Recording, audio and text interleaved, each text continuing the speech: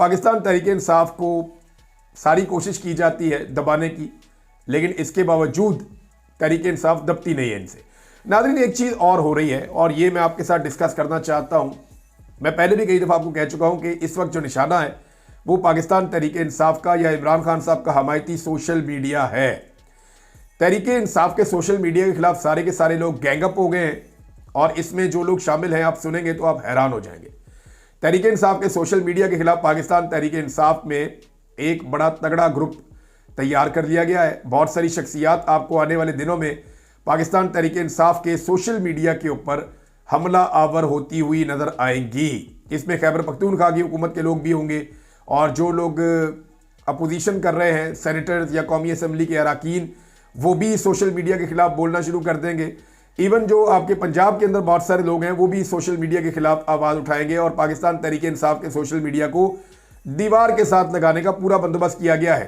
ये बाकायदा जो कंप्रोमाइज्ड लोग हैं उनको इस बात पे एस्टेब्लिशमेंट ने आमादा कर लिया है कि सोशल मीडिया को ख़त्म करें, हम आपके लिए कोई ना कोई गुंजाइश पैदा कर देंगे। लेकिन क्या सोशल मीडिया ख़त्म हो जाएगा? बड़ा सवाल ये है। लेकिन आप गौर करें कि आजकल पाकिस्तान का जितना भी रवायती मीडिया है, उनके जब भी टॉक शोज होते हैं या जहाँ पे भी वो कोई डिस्कशन करते हैं तो उसमें वो पाकिस्तान तहरीक-ए-इंसाफ के सोशल मीडिया को ज़रूर डिस्कस करते हैं। ये बाय डिज़ाइन हो रहा है, यानी पूरा का पूरा एक हमला शुरू कर दिया गया है तहरीक-ए-इंसाफ के या इमरान खान के हमायती सोशल मीडिया के ऊपर, और वो हमला बड़ा प्लान्ड है और हर तरफ से हो रहा है। रवायती मीडिया को कहा जा रहा है कि सिर्फ इसके ऊपर डिस्कशन करें, आप छोड़ दें दहशतगर्दी हो रही है, आप छोड़ दें मईशत तबाह हो गई है, आप छोड़ दें जितनी भी खराबी पाकिस्तान के अंदर है, हर चीज़ को आप साइड पर रख दें। आपका पूरा फोकस और पूरा अटैक पाकिस्तान तहरीक-ए-इंसाफ का सोशल मीडिया होना चाहिए। यानी जो भी आदमी पाकिस्तान तहरीक-ए-इंसाफ का जाकर बैठता है टॉक शो में, एंकर उससे एक ही बात पूछता है कि जनाब आपके सोशल मीडिया के ऊपर तनकीद की जा रही है, आपके सोशल मीडिया के ऊपर रियासत के खिलाफ तनकीद की जा रही है, आपके सोशल मीडिया के ऊपर इदारों के ऊपर तनकीद की जा रही है, और जनाब आप उसको ओन करते हैं या डिसओन करते हैं, जनाब ये क्या कर रहे हैं, वो क्या कर रहे हैं, तज़हीक की जा रही है।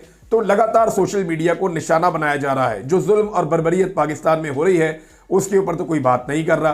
बहरहाल अब ये ड्यूटी लगी हुई है और मेरी इत्तला के मुताबिक पाकिस्तान तहरीक-ए-इंसाफ के अंदर से भी अब बंदे शामिल कर दिए गए हैं जो आने वाले दिनों में निशाना बनाएंगे पाकिस्तान तहरीक-ए-इंसाफ के सोशल मीडिया को। देखिए, अगर आज इमरान खान साहब का ये लोग नाम लेते हैं ना पाकिस्तान में, मैं बात कर रहा हूँ मिलिट्री एस्टेब्लिशमेंट की भी या पाकिस्तान की जो हुकूमत है इसकी भी, ये इमरान खान का नाम भी ना लेते कभी, अगर इमरान खान के पास सोशल मीडिया की ताकत ना होती। मैं आपको सच बता रहा हूँ, पाकिस्तान तहरीक-ए-इंसाफ के अपने लोग तहरीक-ए-इंसाफ के जो साबिक वज़ीर-ए-आज़म इमरान खान साहब हैं उनका नाम नहीं लेते थे, सारे डरे हुए थे, कोई बात करने के लिए तैयार नहीं। ये इलेक्शन जीते हैं सोशल मीडिया की वजह से, यानी एक बड़ी वजह है ये इलेक्शन जीते हैं इमरान खान की मकबूलियत की वजह से और सोशल मीडिया के ऊपर चलने वाली कंपेन्स की वजह से।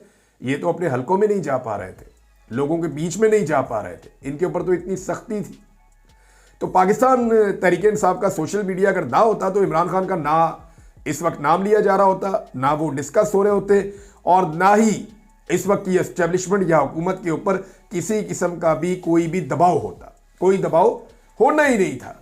ये आप लिख कर ले लें अगर पाकिस्तान तहरीक-ए-इंसाफ का। और जितने भी हथियार लॉन्च किए जाते हैं वो सोशल मीडिया के खिलाफ किए जाते हैं। कोई खिलाड़ी लॉन्च होता है सोशल मीडिया के खिलाफ होता है, कोई एक्टर लॉन्च होता है सोशल मीडिया के खिलाफ लॉन्च होता है, कोई फौजी लॉन्च होता है रिटायर सोशल मीडिया के खिलाफ लॉन्च होता है, कोई मौलवी लॉन्च होता है सोशल मीडिया के खिलाफ लॉन्च होता है, तहरीक-ए-इंसाफ के अंदर से कोई बंदा लॉन्च किया जाता है सोशल मीडिया के खिलाफ लॉन्च किया जाता है। हर आदमी एक दौर में आपने देखा होगा, आजकल जरा वो कम कर रहे हैं, अली अमीन गंडापुर वगैरह भी सोशल मीडिया के खिलाफ हो गए थे, याद है आपको? शेर अफजल मरवत साहब का प्रॉब्लम क्या था, सोशल मीडिया के खिलाफ हो गए थे।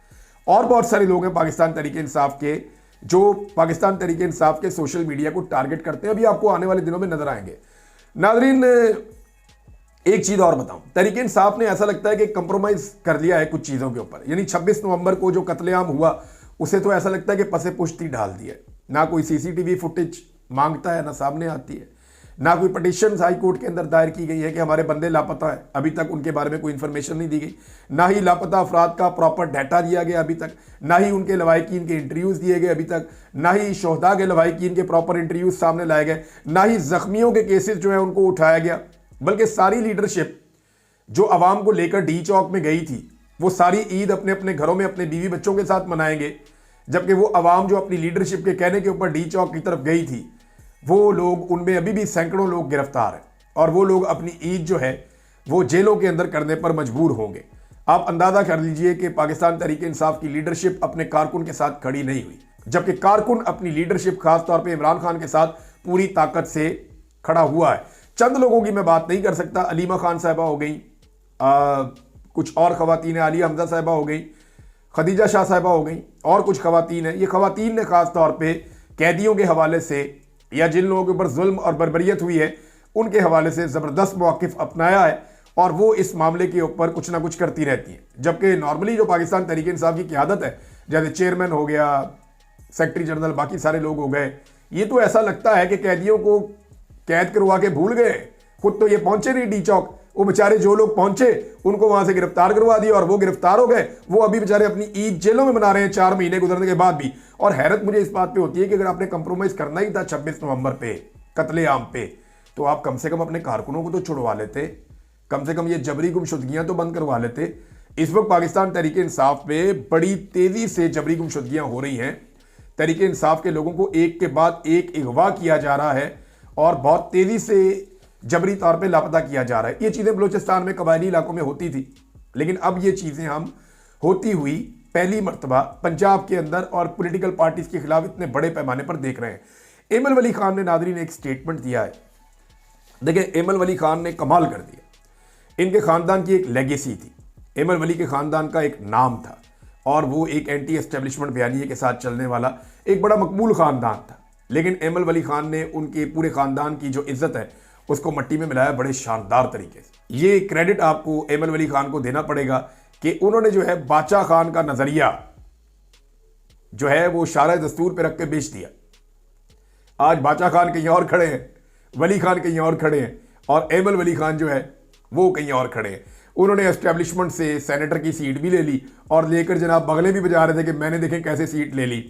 अब वो ये कह रहे हैं कौमी सलामती कमेटी के इजलास में आर्मी चीफ ने वज़ीर आज़म से कहा कि आप लोग हमें बॉर्डर पर क्यों नहीं जाने दे रहे। यानी आर्मी चीफ का मुकदमा एमल वली खान मीडिया के अंदर आकर लड़ रहे हैं कि आर्मी चीफ तो बॉर्डर पर जाना चाहते हैं, हमें अपने कामों में उलझाया हुआ है, हमें बॉर्डर पर जाने दें ताकि हम अपना काम करें और आप लोग अपना काम करें। अब मेरा सवाल यह है कि ज़राअत के अंदर हमने तो आपको नहीं उलझाया, सिविल गवर्नमेंट ने तो आपको नहीं उलझाया। फौज को ज़राअत के अंदर, सनत के अंदर, इंफ्रास्ट्रक्चर के अंदर, सड़कें बनाने के अंदर, कारोबार करने के अंदर, रियल स्टेट चलाने के अंदर, सियाहत के अंदर और बेशुमार ऐसे शोबे हैं जिसके अंदर फौज को नहीं होना चाहिए। तो फौज तो अपनी मर्जी से इन सारी चीज़ों के अंदर आई है। आज जितने भी कारोबार फौज कर रही है वो सारे अपनी मर्जी से कर रही है। सियासतदानों ने ज़बरदस्ती तो नहीं कहा कि ये कारोबार आप करें, और सियासत में मुदाखलत भी फौज अपनी मर्जी से करती है। किसी भी आर्मी चीफ को एक्सटेंशन चाहिए होती है और उसके लिए वो सियासत में पूरी तरह से मुदाखलत शुरू कर देते हैं। अब आर्मी चीफ की अगर ये ख्वाहिश है भी तो ये गंद का टोकरा जो है, ये जो गंद का टोकरा है, ये इसी मिलिट्री रिजीम में तैयार हुआ है ना, तो ये उठा के आपको फिरना पड़ेगा। ये सारे नालायक हैं, नकम्मे हैं जिनको लाकर बिठाया गया है।